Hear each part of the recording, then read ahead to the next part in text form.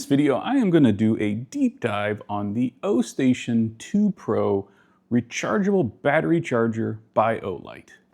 As an aside, Olight makes one of my favorite headlamps ever, the HS2. It's a rechargeable headlamp, it's got a spot, it's got a flood. Sadly, mine died about a year ago. I've had it forever. I think I bought it back in 2017, and it's been discontinued. They don't make it anymore.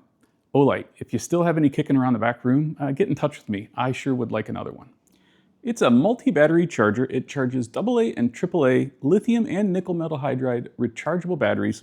It can hold 12 of each, charge 2 of each at the same time, and stores the charged batteries in the bottom for easy retrieval. So I like this on paper because it is a fairly compact form factor to hold 24 total batteries. So gonna get into this, take a look at it, find out what makes it tick, see how well it's built, and show off all of the features and capabilities. I just want to take a second and talk about biases real quick. And I want to be upfront and honest. Olight did send me this unit at no cost. The only stipulation is that I create a review, I put it online, and I let them use pieces of that video review on their marketing materials if they choose.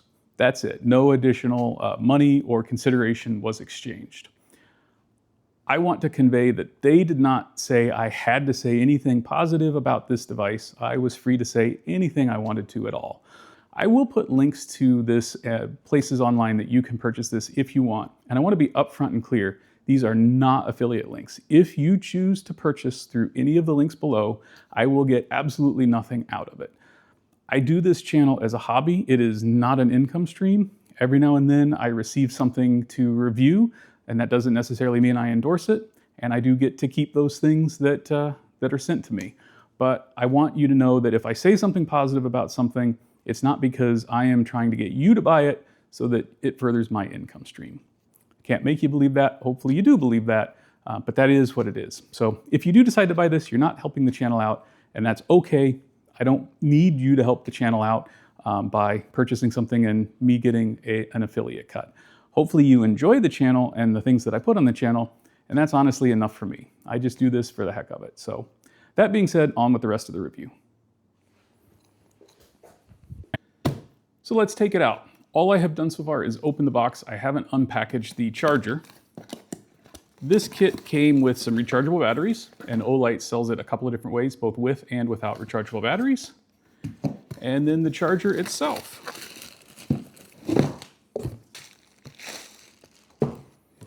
Just a basic cardboard box. Nice to see, probably recyclable, nothing too fancy, but you're not spending a ton of money on packaging.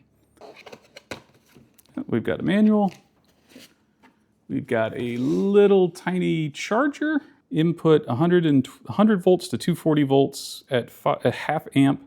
Output 5 volts at 3 amps, 15 watts. 9 volts, 2 amps, 18 watts, or 12 volts, 1.5 amps, 18 watts.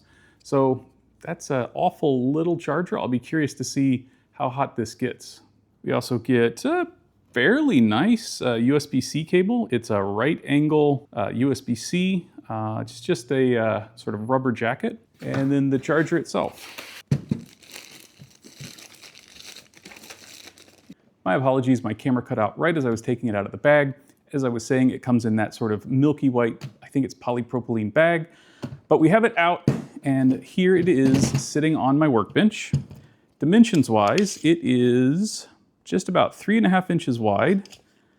It is 6 1/4 inches front to back, and 8 1/4 inches tall. You put the batteries in here at the top. AAAs go in the front, and AAs go in the back. One of the things that Olight says is different about this is you can put the batteries in either orientation. So positive can be on the left or positive can be on the right, and the charger will figure it out. On the front, they have a little pop-out tray that is supposed to detect rejected batteries and kick them out here. So if a battery ends up in here, according to the charger, it is supposed to be dead and get rid of it. And then you have the little drawer for AA and AAA that just pulls out, and it's supposed to have freshly charged, ready to go batteries at the bottom. So that is kind of what it looks like. USB port is on the back. And I did look at the bottom, and it does say USB-C input, power delivery 3.0, 12 volts at 1.5 amps. So if that is to be believed, this little charger will power it. I question how fast it will charge the batteries. In a lot of cases, you're just going to dump your batteries in here and pull them out as you need them, but I don't think that this is going to be a fast charger.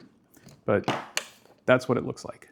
Just taking a quick look at the manual, it is nothing special. It's just one of those, unfolds like a roadmap, has multiple different languages: English, Chinese, Finnish, Swedish, Danish, Polish, German, Spanish, Japanese, lots of languages. I will say that something I just noticed from looking at the manual, if you have the magnetically charging Olight flashlights, I don't have any of those from Olight, it has a base in the station to charge those, which is kind of cool. I didn't even know that that feature existed until I did look at this little manual. Just showing a little bit of a close-up of the unit. You can see the top here where the batteries go in, these little drawers that pop out. On this side is where that little drop-down is for the Olight magnetic charging bases, if you have those flashlights. I do not have those, but that's kind of a cool feature. The back with the USB-C port.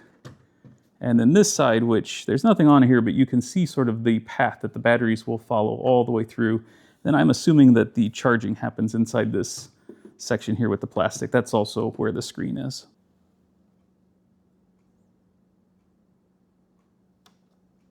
All right, let's get it plugged in and powered up and get some batteries in it so they can start charging. I'm going to start by throwing some AAA batteries in, and I'm not going to be too precious about which way I put them in. Just throw them in whichever way. And that is the full load of 12 AAAs, and then we will do the same for the AAs. Again, not being particularly precious about which way I put them in. Some with the positive to the left, some with the positive to the right. And it also holds 12 AAs. So I will let this charge, come back and check out the charge cells. After I put the cells in, plugged it in, it took 3 or 4 minutes for it to go through, do its checking routine, and then it brought 2 of the AA cells and 2 of the AAA cells in. It did make some whirring and motor noises, so there's definitely some gearing and some motors in here that are moving the cells through, which is not a surprise. That would be one thing that I would be concerned about, and I'll be interested when I take it apart to see how it's constructed, see if that might be a potential spot for failure, but come back in a little bit and see how far it's gotten. I do quite like how it dispenses batteries. Every time you push the drawer in and pull the drawer out, you get 2 batteries. AA, AAA, 2 every time. That is quite satisfying. I like that. I want to talk briefly about the software features of this battery charger. Yeah, it has software features.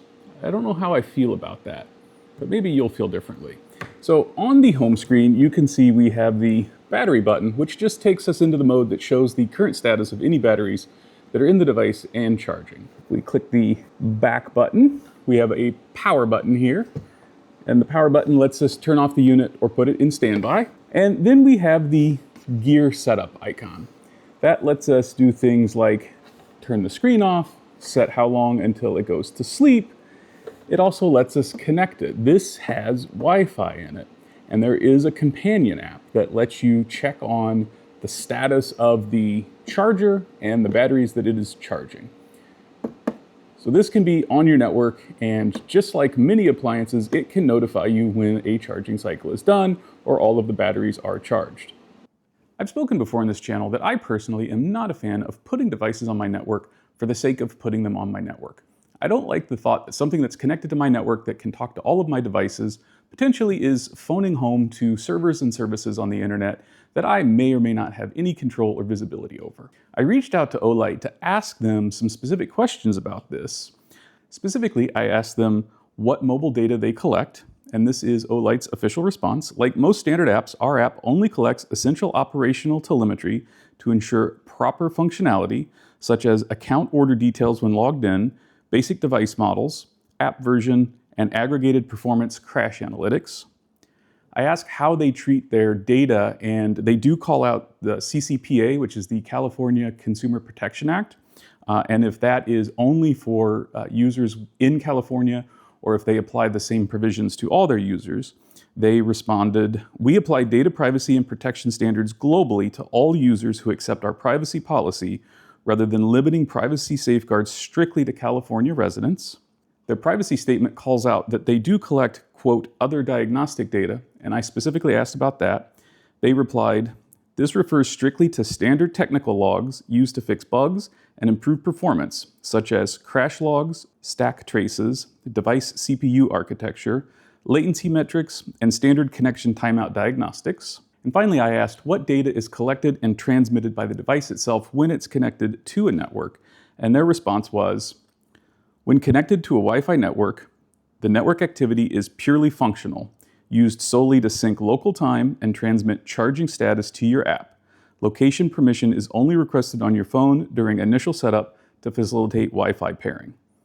So take that for what you will. Those are the specific answers from Olight on their data policy and network policy of this device. But I probably am not going to use this in Wi-Fi mode. I don't put my washer and my dryer on the network. I'm not going to put my battery charger on the network. Still, if that's important to you, it is a feature that it has. Like everything in life now, there is an app that you need to control the device. My one nit is it is not a standalone app for the battery charger. It is the Olight app. There is shopping, you can review your purchase history. It's an all-in-one app. It also happens to connect to the battery charger. I don't love that just because I'm not a fan of lumping everything in together. But I personally don't love having an app for everything. I would much rather just be able to connect to it through a web interface or something like that. But this is the world that we live in. So we'll download and get the app and we'll test it out. So I have the Olight device downloaded.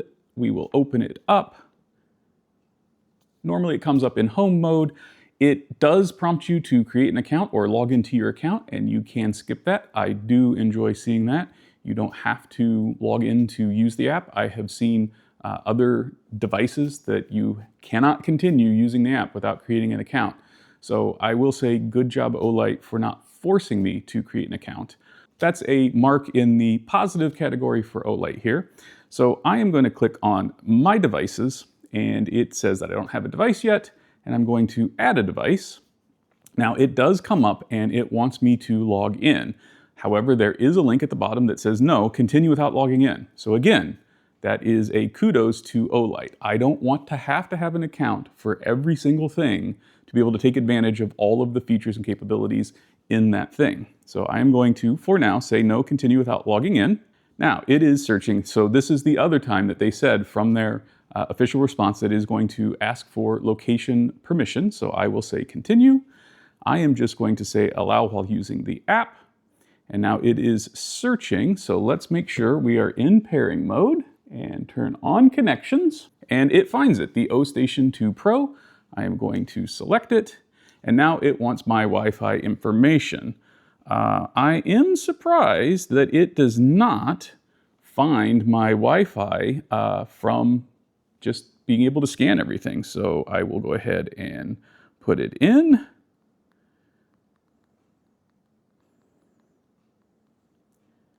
And put in the password, which it will show me while I'm typing it. So I will blur this part of the video and we will click next. Now it is going to think, it says the Ostation 2 Pro is being added. It just tells me on the device to use the application. Please open the app to connect. And of course it failed and popped up and asks me for my Wi-Fi network. This time it does show me all of my Wi-Fi networks. So I will pick the one that I was trying to connect to. Maybe I typed it wrong, not 100% sure. And we will put our password in again and click next. And we will have it try again. Now, the manual does state that this only connects to 2.4 gigahertz Wi-Fi networks.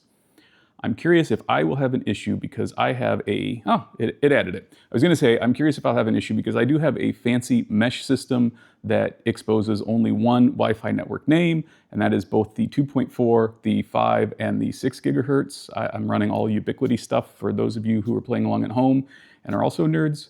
But it did connect. I have had devices, specifically printers, that just absolutely will not connect to the Ubiquiti networks unless you expose a dedicated 2.4 gigahertz Wi-Fi ID.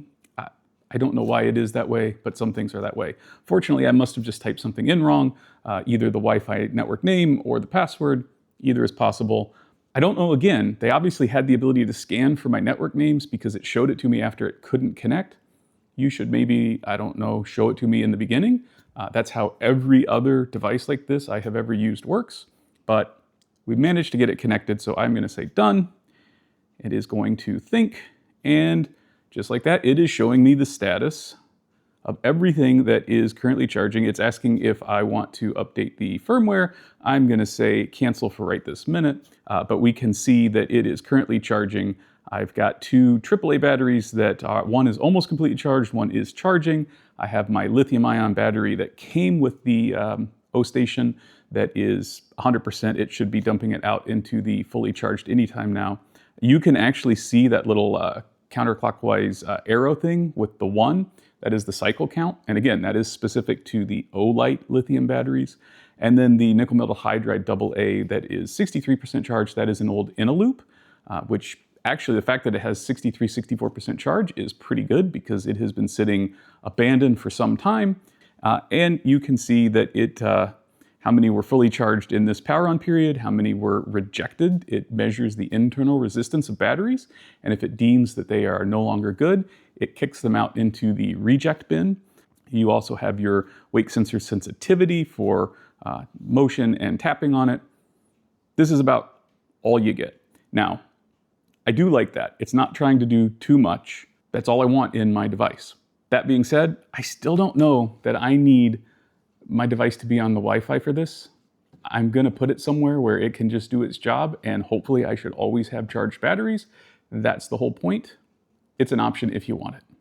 Just a quick observation, I was taking the batteries out of this so I could disassemble it and see what's inside to make it tick. And it has 4 batteries that it is currently charging. And I can't find a way to tell this thing stop charging and spit the batteries out. It appears that once a battery is in, even touching it, holding it, it's not responsive. I tried turning it off, I tried turning it back on. It just goes right back into charging mode. I don't know if I'm overlooking something, but it appears that you can't get a battery to kick out of this thing when it is in charge mode. Olight, if I am doing something wrong, let me know. I looked in the manual, I didn't see anything. I looked in the app, I didn't see anything. It is not obvious. Maybe there's not a situation normally where someone would need to kick a battery out of this, but it seems like that should be a thing that I could tell it, hey, stop charging, spit out the batteries. When Olight contacted me about taking a look at this battery charger, I told them that I like to take things apart and see what's inside. I've had other companies reach out to me, and when I said that that was something that I would do and was a non-negotiable, they said, thanks, but no thanks. We really prefer that you don't. Olight was very forthcoming and said, absolutely, we encourage you to take this thing apart. So that is what I am going to do. I'm going to try to anyway. It's pretty sealed up, so hopefully it is semi-disassemblable and I don't wreck it in the process of taking it apart.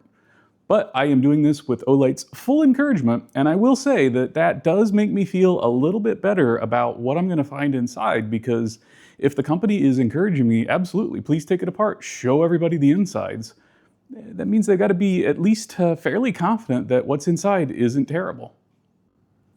All right, we're going to try and crack into this. I have my tools of dismemberment here. Just quickly taking a look at it, there's not a ton of obvious ways into this guy. It's pretty well put together. There are 4 screws here at the bottom. Yeah, those are the only way I see in, so we are just going to start there.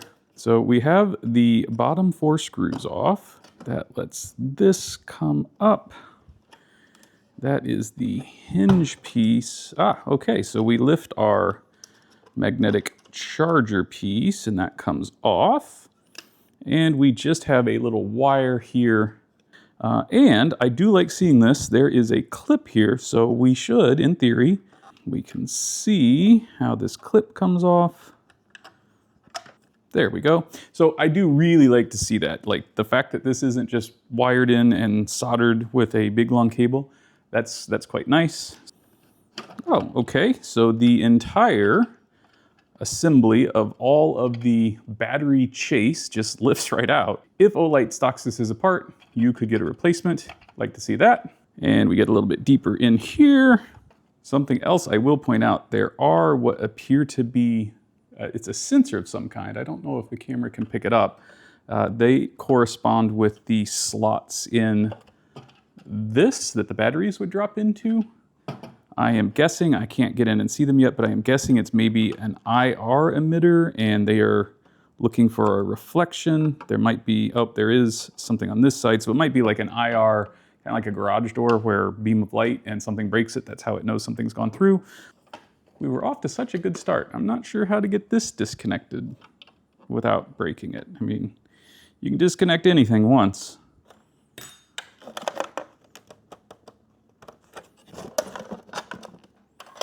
Okay, I might need to come at it from the top. It looks like there could be clips under here, so not 100% sure, but maybe we change our approach. I'm today's big idiot. Needed to unclip the top. Oh, okay. And on further inspection, there is a little plastic release right here that just, it pops the top right off. Anyway, so this is the top assembly where the AAA and AA batteries go in. These pieces look like they would come out with a little persuasion, but they are not going to just fall right out. This is an assembly much like this. It is one piece, and it looks like it is just this clear, probably acrylic or polycarbonate is just clipped into this top piece. So that could be replaced if it ever cracked and it snaps together. And with this exposed, we have some more screws that we can attack. So let us do that. We also see these purple pieces, and those are the rotors that turn and rotate the battery cells into the charger itself. Also like to see that these screws are the same as the screws from the bottom. There's nothing worse than taking something apart and you have a bunch of different screw sizes. This piece just lifts off, one piece. Again, I cannot believe I did not see this little piece. Like I sat and scratched my head for way longer than I want to admit, trying to figure out how to take this damn thing apart. Oh, okay, and then that lets us just rotate this right off. We do have a ribbon cable there, so let's be a little gentle, because that goes to the brains of the whole operation. That slides out. We can probably tuck him up here. There we go. Just one piece. All right, so this was what was holding me back. It's just one of these little ribbon connectors, but since I don't have to take it off, I am going to leave that for now.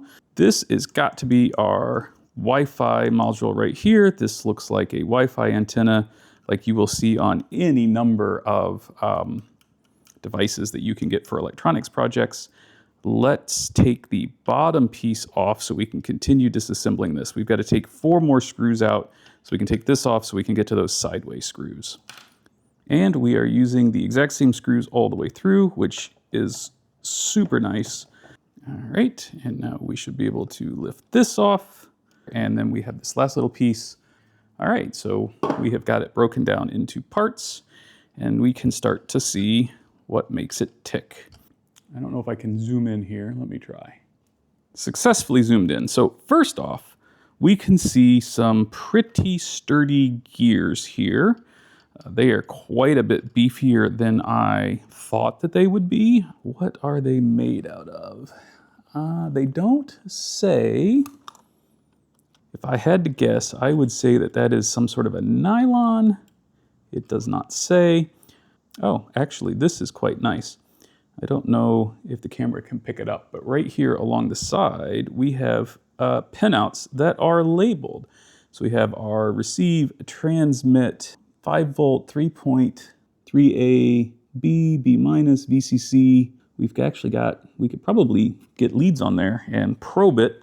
We have a similar situation over here. It is all labeled. We have our USB connector. We have what appears to be a matching set of gears on this side. So these gears would be for the front battery rotation, like selector piece. These gears on the back are for this back one. And you can actually see there is a cell in here, probably, I don't know if that one's in the charger or if that one is waiting to be brought into the charger. We see all of our components. Everything is labeled, which is great. And then, yes, the parts that I could see but couldn't get to, and I don't know if the camera will be able to see them, but we have an IR here. It is labeled down in there. And then this would be the receiver, or maybe vice versa. So that is beam detection. It's going to be able to tell when a battery passes through one of these slots. Now, can we take this apart without springs going everywhere? Or do we need to take more screws out of it? Nope, got to take some more screws out. And down here, do I have a screwdriver that will fit down in there? Yes, this one just will.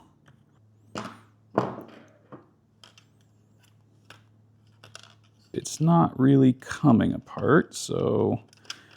yeah, well, actually, that's not going to work because this is soldered to that.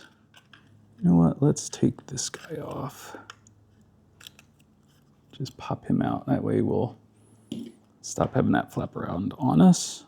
I wonder if we are done with the disassembly, because even though the screws are removed that are holding this plastic casing together, there are 4 circuit boards, a front board, the rear board, and the 2 side boards, and those are soldered together. I don't see a way to remove this board now that this has been assembled. We may be at the limit of our disassembly without getting destructive. Let's see if we can rotate this and get our batteries back. We will probably have to take those gears off. So we will pop him off. Now let's see if this will rotate. Yes, it does. We can pull out our inner loop, continue rotating him. We can pull out our Olight lithium ion, and now that spins freely. Okay, so this appears to be one of, let's see if I can show that here, one of the charging pads right here. If the camera can see that, you can see the metal here, and unfortunately, I'm not going to be able to show it, but there's going to be another one that's in the secondary position. So it holds one battery here that is being charged, and then the next battery is being held in this position here to be charged. Gonna bet dollars to donuts that the AAA works exactly the same way. You can kind of hear it. I don't know if it came across on video, but as it rotates in, it makes contact and puts pressure on the battery. And that would be in the charging position. And then obviously they have some smarts in here that can flip whether this is positive and this is negative or vice versa, because you can put the batteries in either orientation. So we've got our batteries out, those spin freely. I don't see a way to further take this apart because it would require, I believe, desoldering these boards. That said, just in looking at it, it does seem like it is put together well. I mean, the boards look nice. That is not a high bar these days. I mean, it is easy to get boards done professionally, but they look like they are well done. There is some sort of, I don't know if it's a sealant, but there's definitely something over these to cover them. The gears are well made, if you can see that gear. It looks for all the world like a nylon gear. And in this application, it's probably fine. You do have a gear reduction here. I'll have to count teeth. I don't know if that's even important. This is going to be the motor that turns, that turns, that turns. The one concern I had was if this gear would be just a real chintzy little, this seems like a pretty sturdy set of gears. Can't tell what the motor is, so not easy to say from here if the motor could fail. I feel reasonably confident these gears aren't going to fail. They're pretty well built. I don't know if I showed how wide it is. I'd have to get my calipers, but that is probably not quite 1/4 of an inch wide. See if I can get it up there for the camera to focus on. But it's definitely got some meat to it. I mean, it's sturdy. It's not flexing. Oh, this is interesting. I just noticed this. So there is a sensor here. I am not sure, I believe, I don't know if the camera can see it. Get it right up here close. I believe this is an optical sensor, and the back of the gear has slits cut in it if it will focus, which of course it's not going to want to focus. Let's try and move it just a little bit further away. There we go. So I don't know if you can see on camera those slits. There are 3.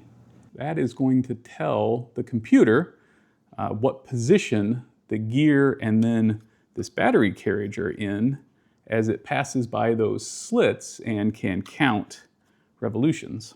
Gear put back on. We've got a gear here and a little gear that looks like it can slide back and forth. I am going to speculate, because I can't get behind this piece and tell for sure, that that is what controls the bad batteries, because it will drop all of the bad batteries into this compartment. So it is just a catch-all collection compartment. It doesn't separate them by AA, AAA size. So there is probably something, once the computer has decided that a cell is bad due to its internal resistance, it actuates this over, which changes the pathway, and instead of dropping into the AA output or the AAA output to go down here into this battery ladder, it will kick it into this shared output, which just dumps into this plastic tray of bad batteries, which is telling you you need to recycle responsibly the batteries. It appears well constructed. Like, I don't see anything here that looks poorly done. It looks well engineered. I am not going to reverse engineer this schematic. That is not what I do. But I don't see anything here that is making me say, oh my gosh. And they actually have a UART connection here, probably for service and programming. So it is possible that someone who is far more technical than I am could potentially probe this and reverse engineer and talk to this thing directly. All right, overall well built. Let me see if I can put it back together, and if it will continue to work. That will be the big question. Or if we just took it apart, had an interesting look at it, and this is the end of the video. All right, in theory, putting it together is the same as taking it apart, just backwards. But let's see if we can manage to do it.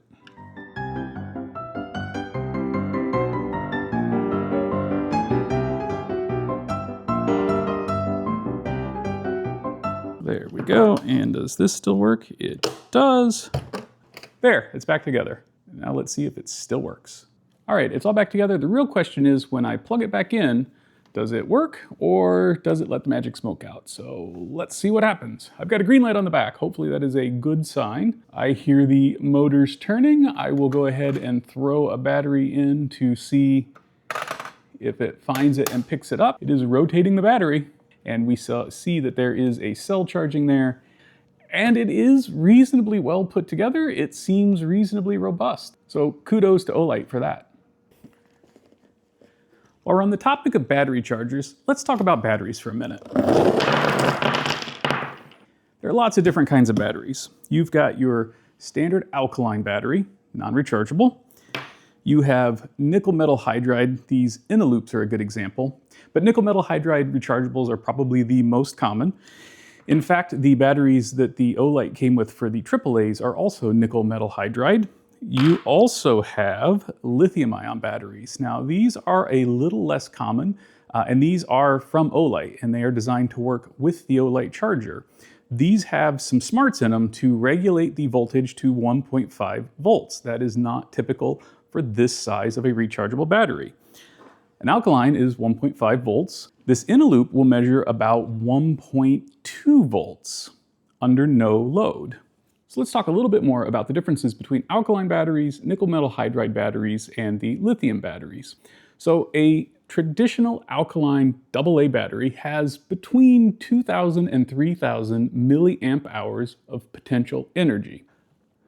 A battery like this InnoLoop, it is rated at a minimum 1,900 milliamp hours. So it could deliver more, but they are guaranteeing that this will deliver a minimum of 1,900 milliamp hours of energy.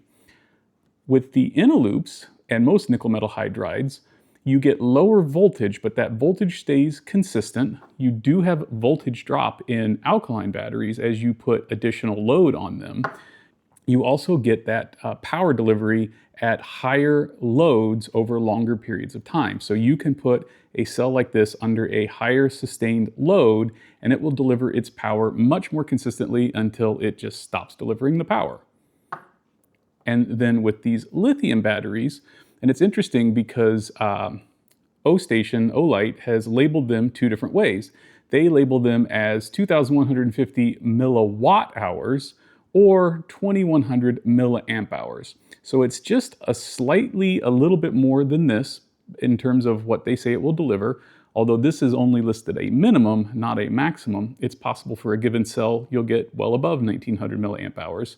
This is 2,100 milliamp hours or 3,150 milliwatt hours.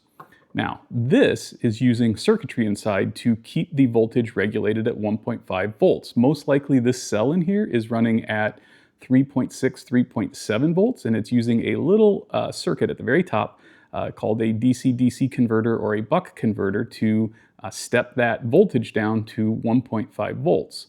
I'm not sure what the maximum current draw through that circuitry is on this, and I'm not really equipped to test maximum current draw and how long sustained current draw, but it will also deliver, most likely, higher current over a more consistent period, so you can pull more energy out of the nickel metal hydride and the lithium batteries at higher current more consistently at a lower starting voltage than an alkaline.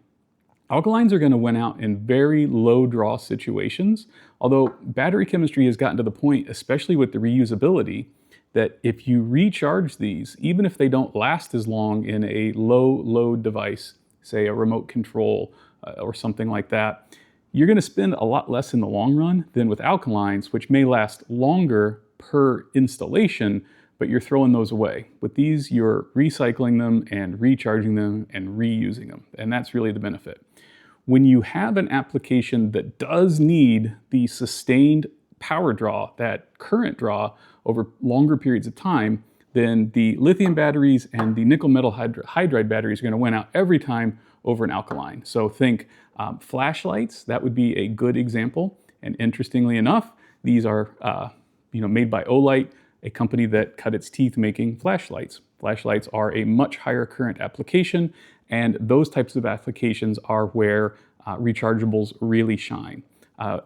Another hobby of mine is photography, and you really only want to use batteries like this in your flashes if you're using external flashes, because they recycle much faster and they last much longer because those flashes are putting much higher draws on the batteries as they are charging the capacitors for the flash.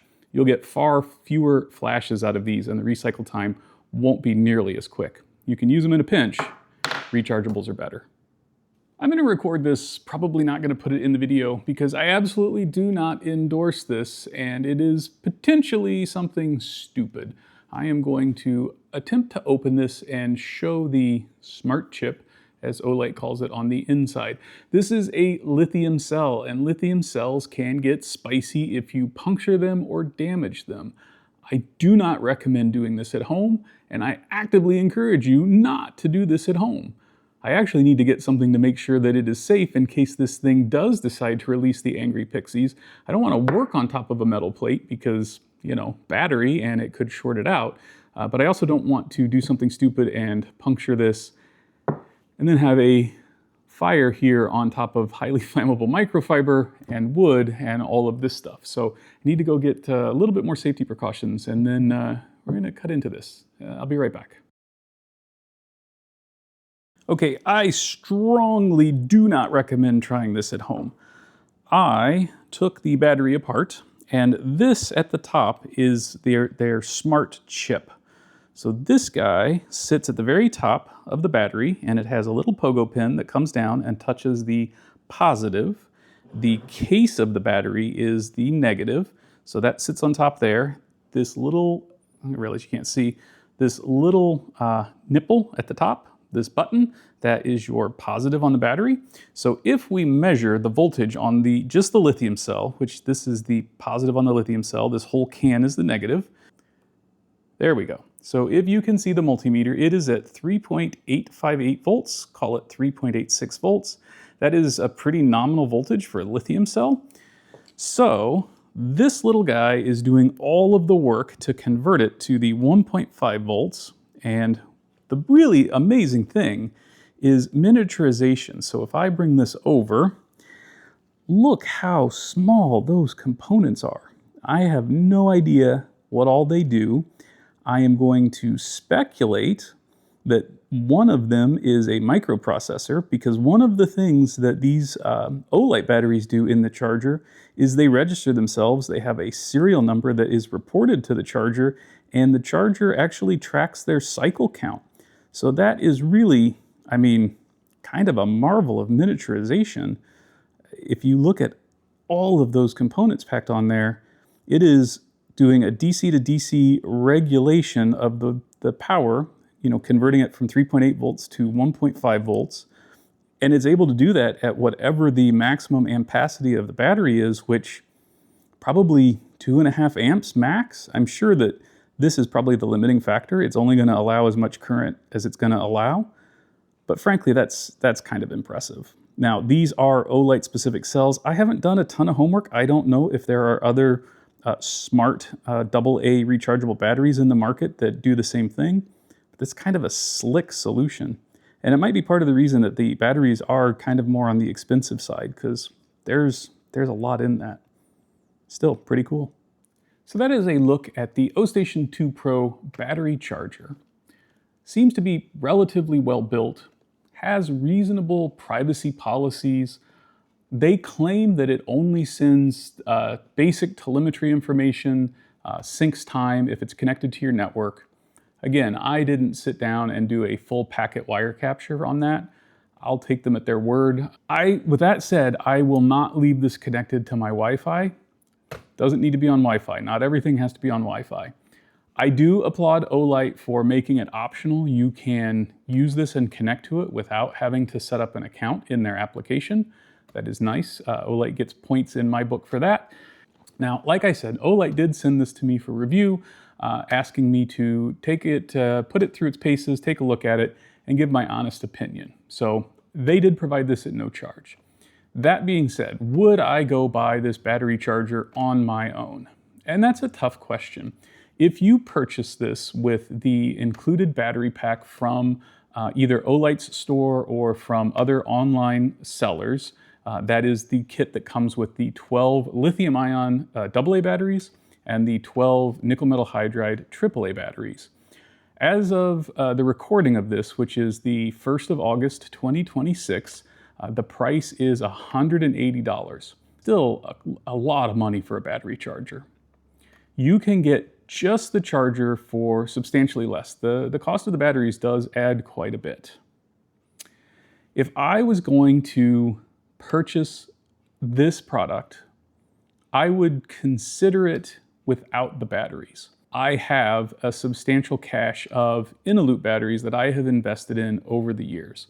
I do believe in recyclable and rechargeable batteries. Long run, they are much less expensive to own than alkaline batteries. I still use alkaline batteries here and there, but I like to put rechargeables, especially in anything that's going to take a lot more current than, a remote control. So flashlights, and hey, flashlight guy here. So yes, I would probably consider just buying the charger without the batteries, especially if it was on sale. But I think I'd be hard pressed to spend full flight on it with the batteries itself, just because it is a lot of money. I am glad that I have this. I am glad that Olight sent it to me, because it is really nice. The fact that it will hold as many batteries as it holds in the space that it holds them in, and then will store the charge batteries at the bottom that you can just pull out. And so as you need a battery, you take it out, you drop the old ones in the top. That's really nice. Like, yeah, if the, $150 to $180 US doesn't scare you, this is a really nice charger. Probably doubly so if you have and are invested in the Olight magnetic flashlights that can charge on this, because you can keep 2 of them charged alongside all your batteries. that's pretty handy. It's definitely a compelling product. Again, if you already have some rechargeables of other brands, nickel metal hydride, I would consider this for sure without the batteries. If you're just buying in from the start, you'd have to consider it an investment. If you are committing to using rechargeable batteries and stopping using alkaline batteries, there is probably an ROI. I have no idea how long it would be. So if you can keep track of the batteries, not lose them, don't have a family member that takes them out and accidentally throws them away, not that that's ever happened to me. Yeah, over the long run, it probably would be a better investment, but like so many things, you've got to come up with the money up front. That being said, I didn't really find anything objectionable in the build. I mean, the quality of this is really nice. It's got quite a lot of smarts packed into it. It's got a touch screen. If you're into being able to monitor the status of your charger and the batteries from your phone, you can connect it to your network. You can get firmware updates, all of those fun things. As I said, I'm not going to do that, but you certainly can. Olight is a brand that I know and that I trust, so I do have a level of comfort there. It's not a company that I have never heard of, and they were very forthcoming and upfront when I asked questions about privacy policy, data collections, etc., which is refreshing. You don't get that from a lot of companies these days. So all in all, I can definitely recommend and endorse this, even if I am on the fence of spending the full price myself. But it is quite a nice battery charger for AA and AAA recyclable batteries. Anyway, if you've made it this far in the video, I sure would appreciate a thumbs up. I hope that you have enjoyed the review of this. If you like the kind of things that I do around here, maybe consider subscribing. Thanks so much for watching.